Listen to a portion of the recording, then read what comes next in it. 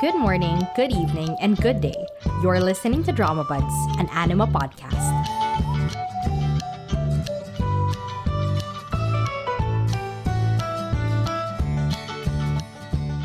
So hello everyone, welcome to today's episode of Dramabuds. We have another first impressions episode where essentially I talk about the first few episodes of an ongoing show, what I think about it so far, the good, the bad, the possibilities where I think the story will go in the future, and also whether I'll drop it, I'll continue it, though that's still tentative, or I will commit to finishing it. Today we're talking about Love is for Suckers, and you might think, a solo first impressions episode. The last time she did that was for My Liberation Notes. Does that mean that she loved the show that much to dedicate a solo episode? No. No, honestly. I was also supposed to review Cheer Up, but then I realized I'm watching too many ongoing shows. I have one for essentially every day of the week, I think. So I'm getting overwhelmed. I don't like it. I'll just wait for Cheer Up to finish. I'll wait till the verdict's out and then, in a few months I'll get to it. So, back to Love is for Suckers. This writer, I've never heard of them. I've never heard of any of their shows before. This is the same director as Hush and Let's Eat 2 and 3, I think. And it stars Lida He, who I've seen in A Hear Your Voice, which was many, many, many years ago. I've tried maybe an episode of Search WWW, but I cannot get into that show. I'll try again someday, but yeah. And also stars Choi Shi-won, who I realized I've never seen in anything. I only know him as Super Junior. Love is for Suckers is about Kuya Room, who's a variety PD who keeps producing flop shows, and Park Jae-hoon, her best friend and neighbor, who's a plastic surgeon who has no passion for work or for love. And she asks him to join her new dating variety show. And we see how their feelings develop while he's on the show. She's watching him being romantically involved with these people. So far, this only covers the first 6 episodes. And to give you a little taste of what I feel about it, I like it so far. It's not what I expected, but my expectations were very low. So it's kind of exceeding my expectations in a way.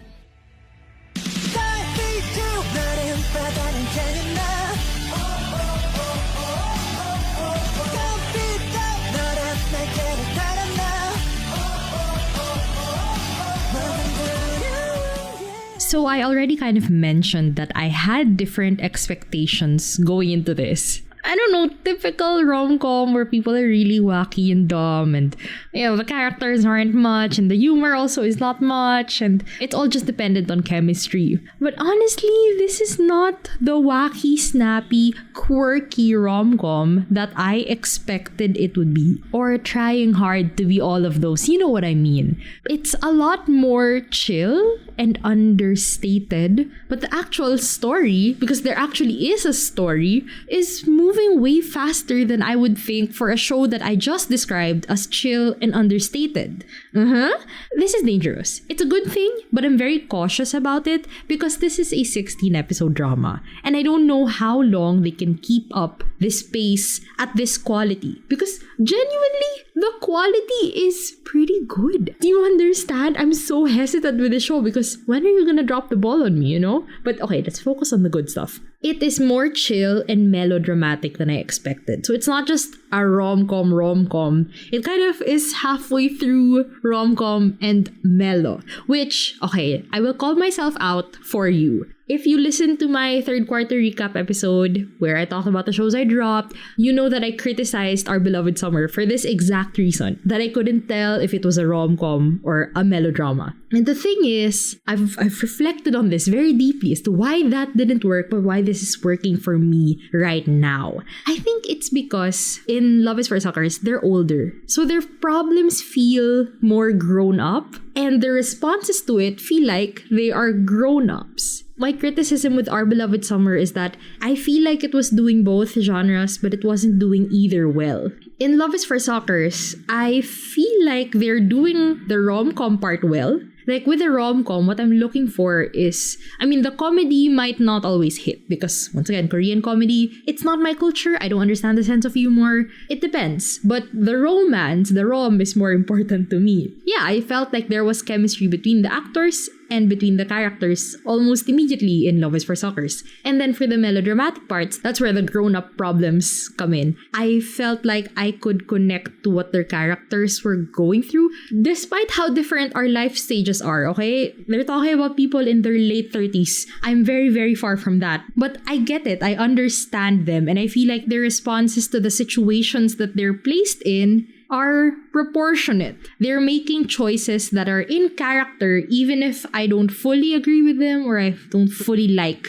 their decisions. But with Our Beloved Summer, at least with the 4 episodes, almost the same amount of episodes that I've seen, I don't know. Their responses to things felt very childish and petty. Even their present day responses, not their high school, college dating life situation. No. Them as adults, I don't know. That's it. That's enough talking about a show that I dropped. So I will not speak anymore about that. Anyway, sorry, back to Love is for Suckers. This show feels like a grown-up Fight for My Way, right? Another Friends to Lovers show where I love the leads both separately and together, which is important. I should want them to be together. I want to talk about both of the leads because I like them both a lot. So Gu Yorum, I described her a bit earlier. I always keep thinking about this as I, watch her go through things as a woman in her late 30s, as I listen to her monologues and her reflections on being a woman at that age and still wanting love and a career and everything. I really feel like she would be good friends with Oh Hae-young from Another Miss O and Yeom Gi-jung from My Liberation Notes. I really feel like if we put those 3 characters in a pub together and just let them drink and talk about everything, it would just be so many hours of entertainment because they would just go so deep into what's happened in their lives. It would be so fun. Because as I described earlier, she's a single woman in her 30s. She's struggling with dating. She's struggling with wanting to find love, but also wanting to just settle, right? To just end the whole struggle of dating. Because dating feels like a never-ending uphill battle. And she still cares about her career. She still wants to be a good PD who makes good shows that aren't just entertaining, but also has something heartwarming about it. I remember another character describing her variety shows as that. And I like how she cares about her staff. That when her show was going to be cancelled, the first thing she thought about was, what's going to happen to my staff? I felt like she was a very responsible boss in the way. And what I love about her is, I don't know how to say this in English, pero wala siyang kaartehan. Hindi siya maarte. She doesn't care if she has to go into a mud flat to get their equipment that fell out of the sky, or if she has to stick her hand into a jar of soy sauce just to retrieve something for their staff or whatever. Like, she will go to extremes for her job. And she doesn't care about what other people think or how she'll look to others, as long as she's able to handle that situation for the good of the show she's working on. She will really lower her pride. And sometimes it's hard to watch, but also, go girl, I'm rooting for you. I'm rooting for you. That's why I love watching her, because I really do root for her, both in the career aspect and in the love aspect. And then we also have Park Jae-hoon, who has so much mystery around him. He's a mysterious character because we see him in flashbacks struggling with depression and alcoholism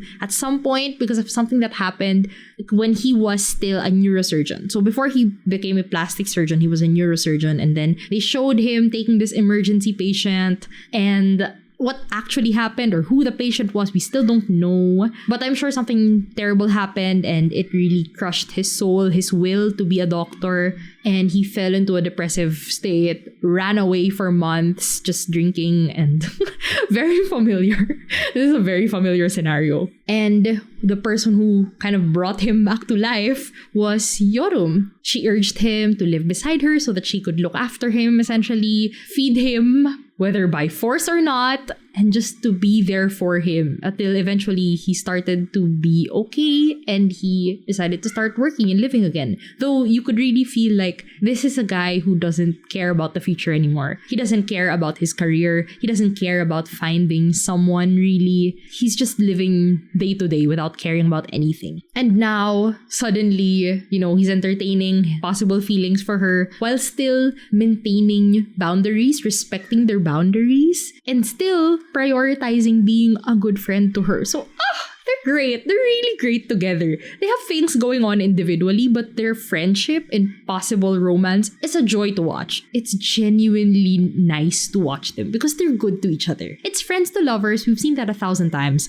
But they haven't, secretly been pining over each other for years. So you wonder, why now? Why does it have to happen now? They mentioned this where they have moments where they've considered it, like, what if something happened between us? But then they recognize it as moments and then they let it pass, which is very realistic. It's not like I've secretly been in love with my best friend all this time and I've just been waiting for an opportunity, but the timing was always wrong. And then suddenly someone new comes into my life and I have to deal with mahal ko o minamahal ako, the one I love or the one who loves me. None of that. Not that actually. Yorum and Jaehoon are good friends to each other. Like that, I think that's the most pleasant part about the show, is that they are actually good friends to each other. They're supportive, they're thoughtful, they know each other well, enough to know when to just be there for support and also when to call each other out. It's also not one of those friendships where they're, terrible to each other and then suddenly when the new romantic interest comes in, that's when they decide to be good to each other.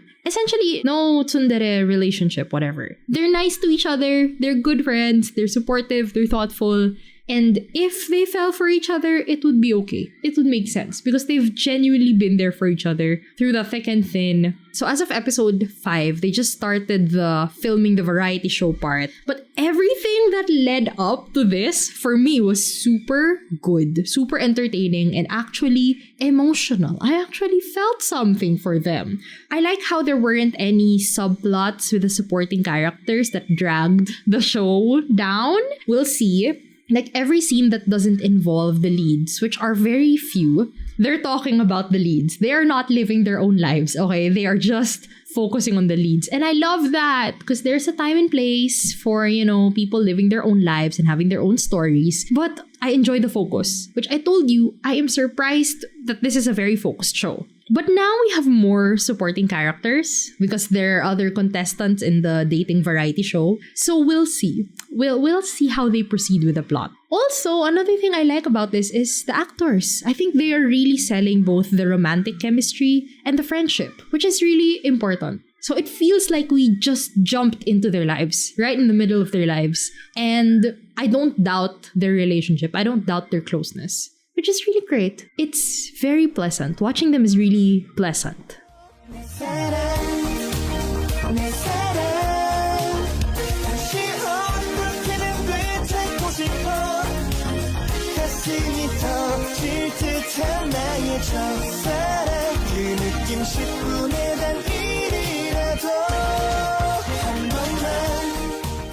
Moving on to the more negative parts, I guess.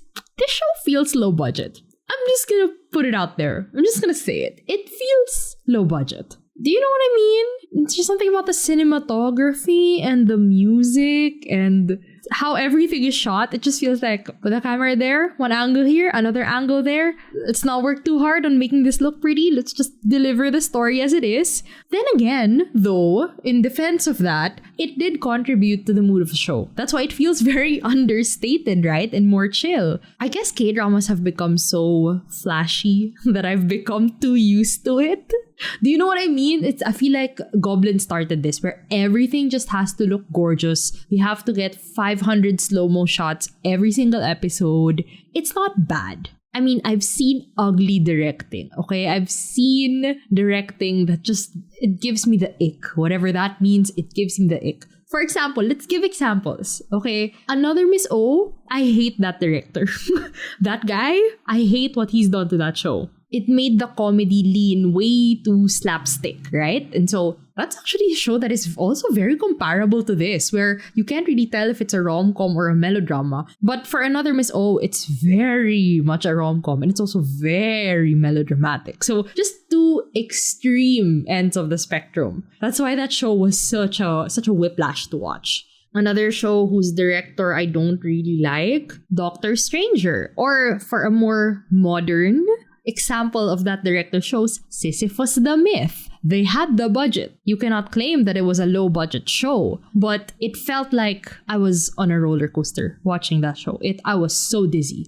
For me, I hate those directors. Those are bad directors for me. This is not bad. It's just very plain. And yeah, I think we've gotten so used to shows that are just visually, musically stunning. If I were to place this drama in another year where it feels like it could be from this year, this feels like a 2018, 2019 drama. That's really not that bad. That's not that outdated. What else is not great about the show? Well, personally for me, I am okay with the variety filming aspect. Like some people were like, it feels like we're watching a totally different show. Why are we focusing on all these new characters? I can't develop an attachment to them. I don't care about them. And I understand it. Because they introduced, 8 new characters immediately. And then suddenly we're in a completely different setting. We're dealing with completely new problems-ish. And all the variety show games and stuff, like dating shows are pretty cringe. I get it.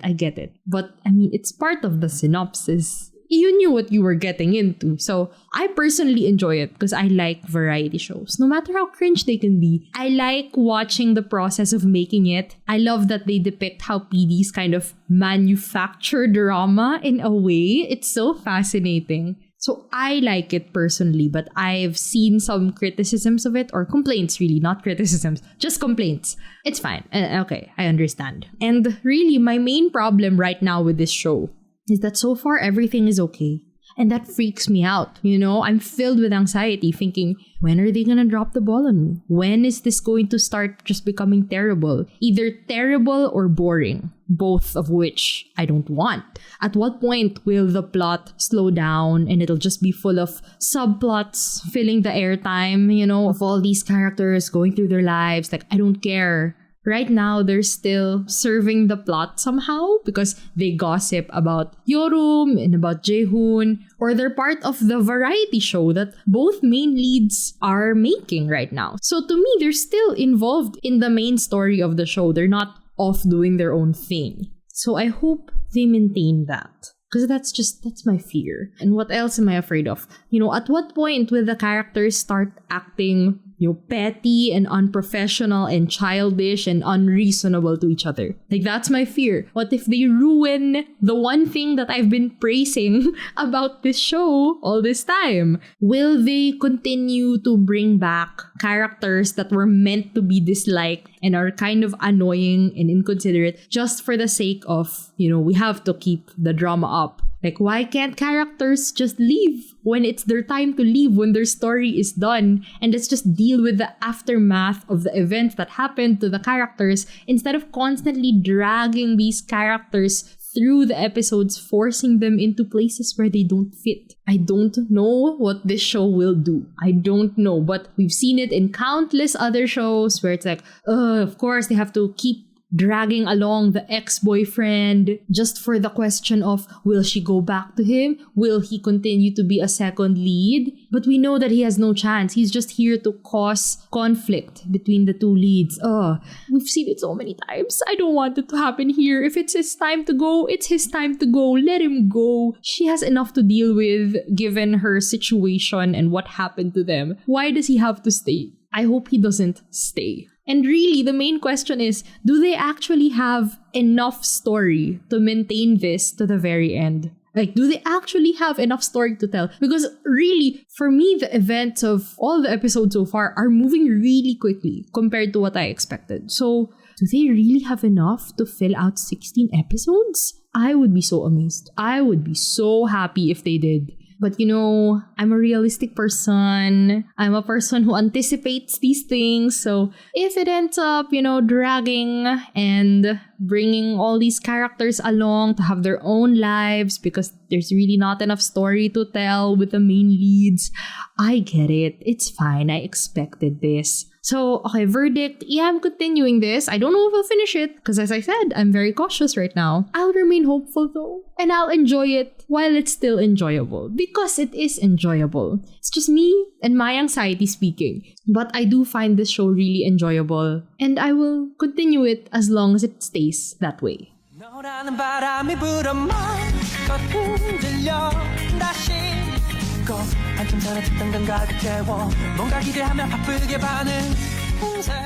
So yeah, that's it for me today.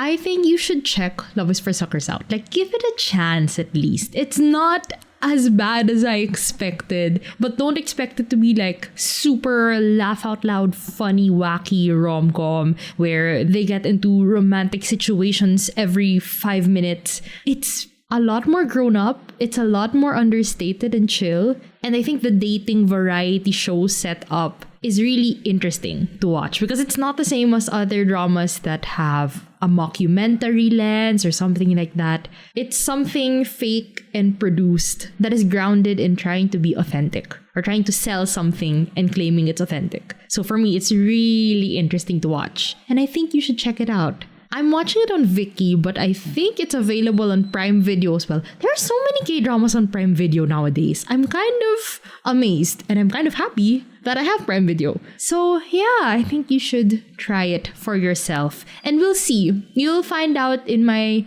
Q4 recap what I end up feeling about the show. Or I might even review the whole thing. Who knows what the future holds at this point. But yeah, that's it for me today. Thank you so much for listening and I will see you soon. Thanks for tuning in. Feel free to leave a comment, like, subscribe, follow, and tell me what you thought about today's episode. See you soon!